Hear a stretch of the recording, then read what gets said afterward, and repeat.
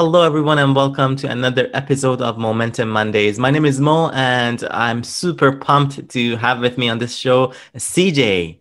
Welcome to the show, CJ. Thanks, mate. Thanks for having me as well. Pleasure. Pleasure to be Pleasure. here. Pleasure is all mine. I have my own channel as well, where we basically talk all things stock market. I used to cover a little bit of personal finance, but not so much now. But yeah, pretty much all stock market, my interest in stocks, etc. I'm a UK investor, if you can't tell by the accent. But yeah, I'm the UK investor, 26 years, well, actually, I'll say I'm 25 years old, almost 26. And yeah, I've been investing for couple years, I'd say, or a little bit longer than that. But I guess I took it more seriously, obviously last year or so when it was opportunity basically to get in. So tell us a little bit about your channel, CJ. I believe you started it, at least based on the details on the YouTube channel, around May of 2020. So that gives us less than a year. So which is just so inspiring to see how your channel has grown massively. I started it basically because obviously the March crash happened. There was a good opportunity to get in. I've been investing for, like I say, a few years, but it was more like passively, like ETFs and Apple, etc. But I started going a bit more into it last year in May, and I thought I'd document the journey. A lot of people was asking me, all my friends and stuff was asking me about investing in that. So why not make this YouTube of it? And it just kind of led to another. And now I post pretty much every single day. I mean, I didn't plan to do that at all. In my header it says post videos weekly, so my aim was to do once a week. So it's obviously I managed to grow it a bit more than that. Well, I started the penny stock series around, I think it was a mid December time, mid to end of December.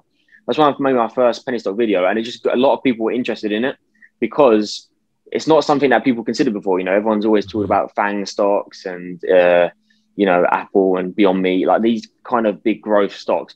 Nobody was really covering penny stocks at the time. There was one YouTuber that I followed really a lot, and he used to talk about them, and it always got me interested. So yeah, I started talking about them mid-December time, and then you've probably seen it on the community as well. Like they really have become popular in the last maybe like month and a half or so. So I guess that's how it kind of started. But my interest in them, I've always had a few penny stocks in my portfolio, but I just never thought, people. It's kind of frowned upon on a lot of people, a lot of investors. Like it's too risky to talk about. Don't talk about it. But now it seems like people actually are opening up to the idea of it, and they are risky. Don't get me wrong; like everybody knows that penny stocks are risky. They they can go up just as quick as they can come down.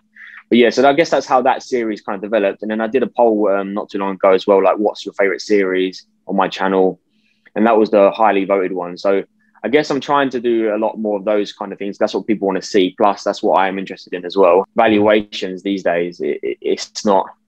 It's not the be all and end all. You can look for, obviously you want companies with good valuation, but reality is you could miss the boat as well if you don't get in. So even if you're averaging in, a little bit, put a little bit into these stocks, definitely get in the position. If you want to hold a stock, I wouldn't say, personally, my advice, or my strategy anyway, would be not to necessarily keep waiting. If you're not sure, maybe that's a good price, maybe average in a little bit, because you've seen the market, over time, it does just keep going up. So right now, this is a perfect opportunity. These dips, these crazy dips we've seen in these last 2 weeks. I know that, in maybe 6 months' time, we were going to be like, I wish I bought more on those couple week dips, for example. So I guess my biggest lesson is not pulling the trigger, I guess, when I wanted to actually buy what I wanted, because now all of those stocks are pretty much, it's not always the way, but over time, it probably will be the way. I hold the S&P 500 VUSA. And yeah, that's probably one of my largest positions. And obviously, I don't touch that. That just sits there. Same for some growth stocks that I just have in my account, which I don't touch. So that's the passive side of things. I don't even bother checking those. Really, I really don't. I mean, obviously, you keep up to date with it. If Apple were going to suddenly come out and say we're going bankrupt, I'm going to keep up to date with that. But the chances of that is quite unlikely. So that's the passive side. But the active side is my penny stock portfolio. I have 3 different portfolios. So one is a high risk portfolio, which is actually on YouTube.